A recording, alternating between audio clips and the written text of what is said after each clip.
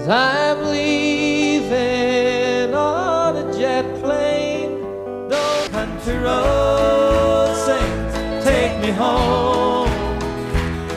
Monterey County, California tonight, trying to determine the cause of an accident that killed John Denver. October 12, 1997. A brilliant Sunday afternoon along the California coast. The kind of day that makes you feel alive. And somewhere above Monterey Bay, a small experimental aircraft glides through the sky at 600 feet. At the controls sits a man with nearly 3,000 hours of flight experience. A man who learned to fly from his Air Force pilot father. A man who has flown in all kinds of conditions, all over the world. His name is John Denver. In exactly 25 minutes, he will be gone. But here's what doesn't make sense. The weather was perfect. The visibility was clear. John wasn't drinking. He wasn't on drugs. He was an expert pilot flying over calm water on a beautiful day. So what happened up there? Why did a man who had cheated death so many times before suddenly lose control? And why, in his final moments, did he make a series of choices that seemed almost designed to end in tragedy? The official report tells one story, but the details tell something much more complicated. If you're drawn to stories that go deeper than the headlines, that reveal what really happened to the legends we thought we knew, then you're in the right place. Hit subscribe to Retro Waves, because this story, it's just beginning. See, when John Denver's plane went down that October afternoon, the world lost more than a singer. They lost a voice that had soundtracked an entire generation. A man whose songs about country roads and Rocky Mountain highs had become anthems of hope and simplicity. Country roads, take me home. John Denver was wholesome, he was genuine, he was the guy who seemed immune to the darkness that swallowed so many other stars. But that image, it wasn't the whole truth.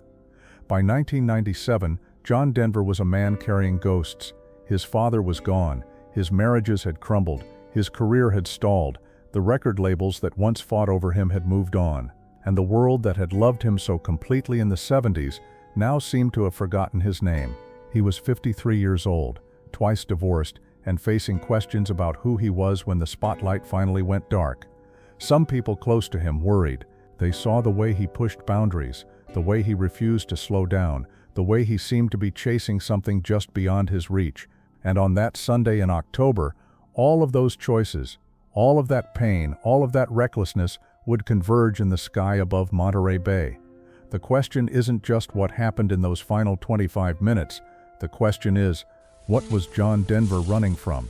And did part of him know, deep down, that he was running out of time? To understand what happened that day, you have to go back, way back, to a time when John Denver wasn't just a star, he was the star.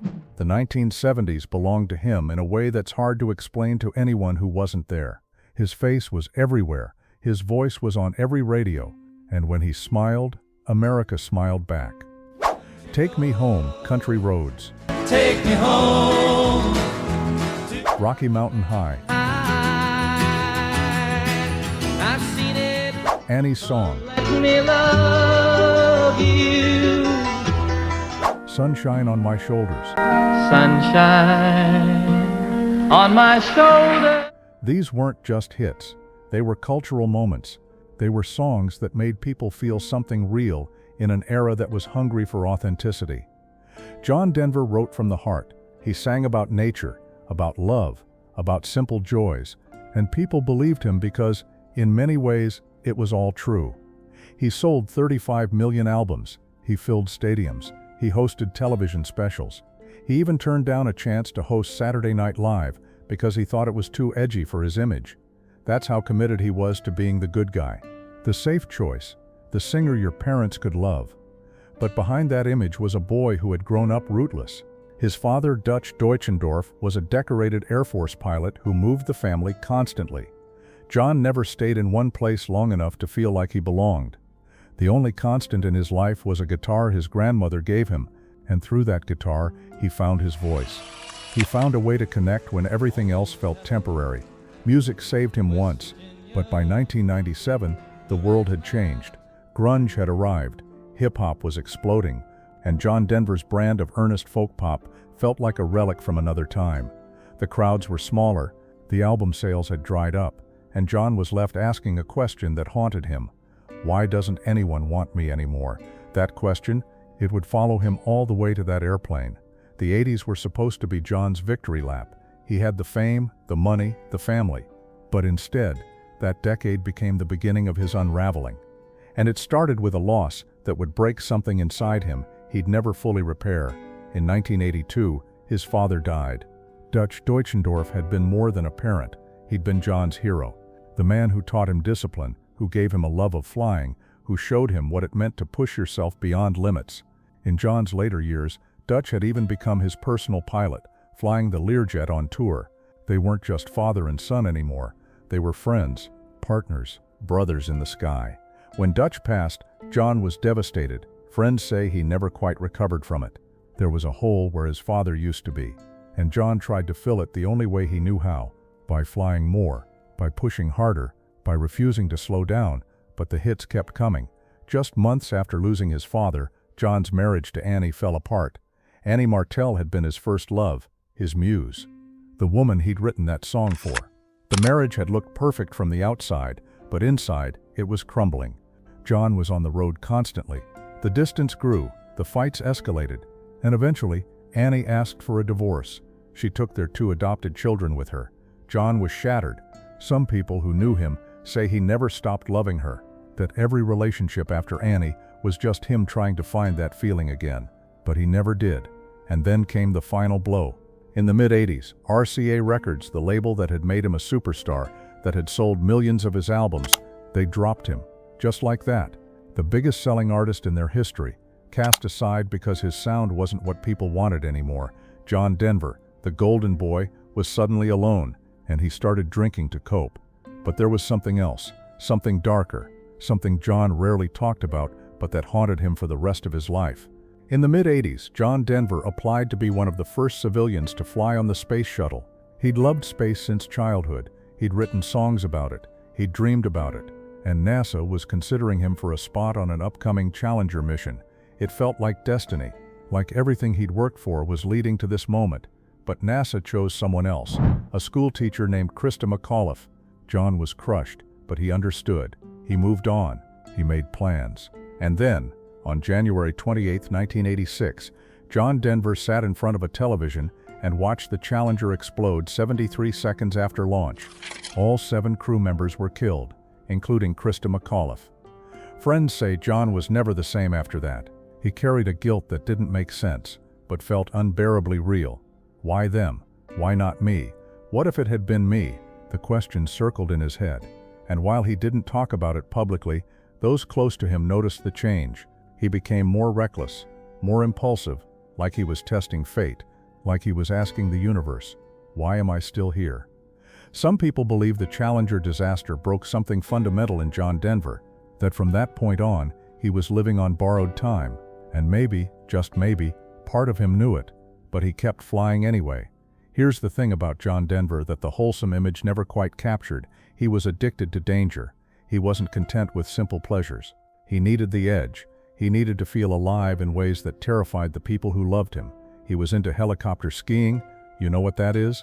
They drop you on top of a mountain via helicopter, and you ski down untouched powder in areas so remote that if something goes wrong, you're on your own. His friends thought he was insane, but John loved it. He loved the adrenaline, the risk, the feeling of being truly, wildly alive. He'd fly small planes over alpine lakes and dive-bomb the water, pulling up at the last second. He'd take friends on rides that left them white-knuckled and praying, and he'd laugh the whole time.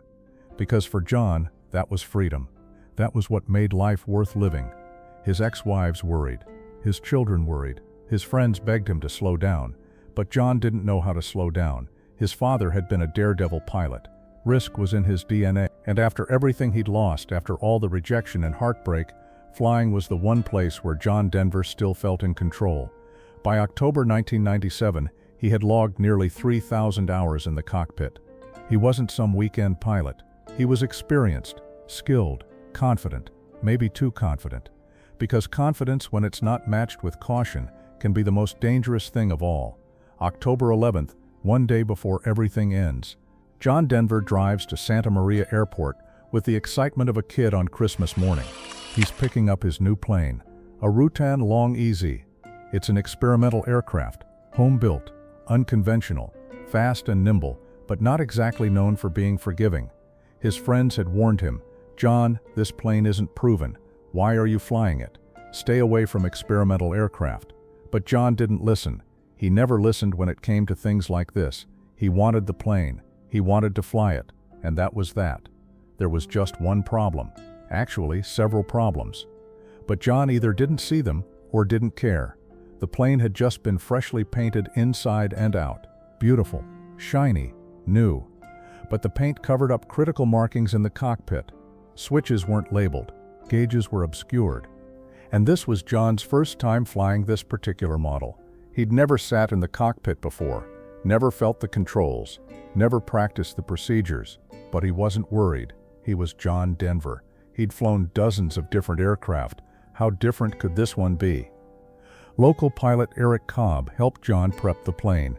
They spent time going over the basics, and John seemed happy, excited. This was his toy, his escape, his way of reclaiming something that felt like freedom. But there was something about the plane's design that was unusual, something that would become critically important in the final moments of John's life. The fuel selector valve, the switch that lets you change between fuel tanks, wasn't in the standard location. In most planes, it's between the pilot's knees, easy to reach, easy to operate.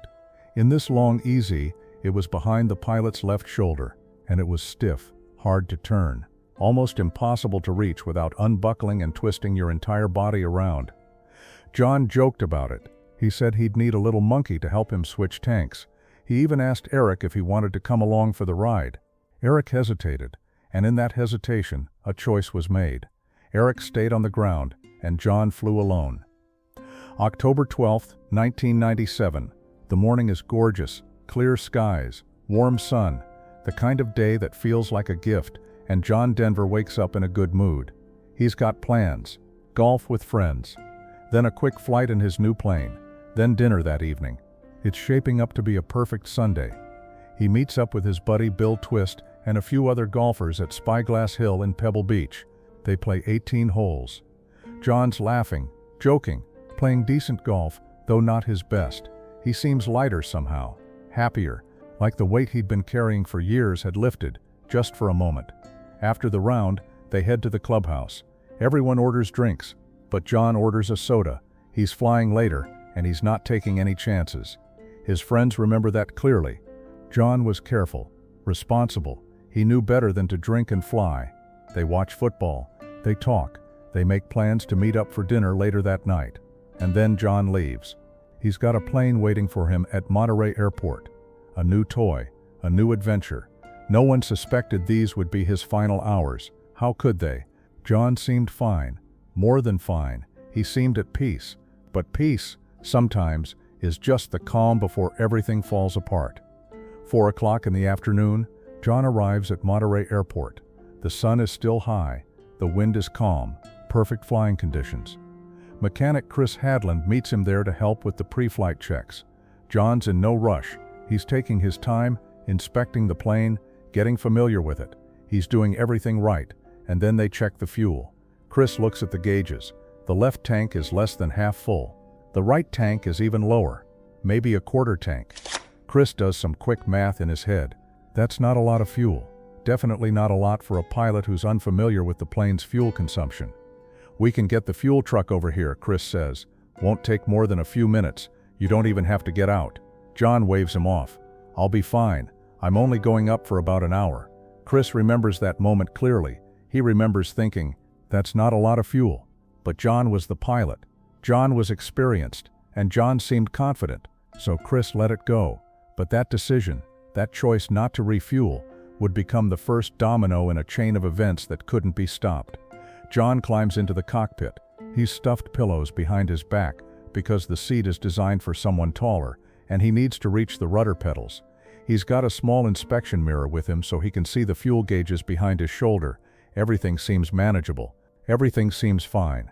At 5 o'clock, John taxis to the runway. He radios the tower. He's cleared for takeoff, and then, with a roar of the engine, John Denver lifts off into the California sky.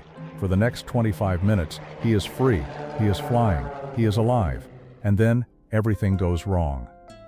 John does 3 touch-and-goes first, practice landings, getting a feel for the plane, and it's going well. The Long Easy handles beautifully, it's responsive, fast, fun. John is in his element. He climbs to about 600 feet and heads out over the coastline.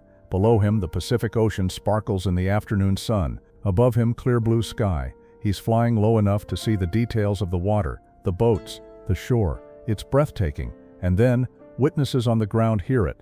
A sharp pop, like a backfire. A puff of smoke trailing from the plane. The engine is sputtering. The plane is running out of fuel.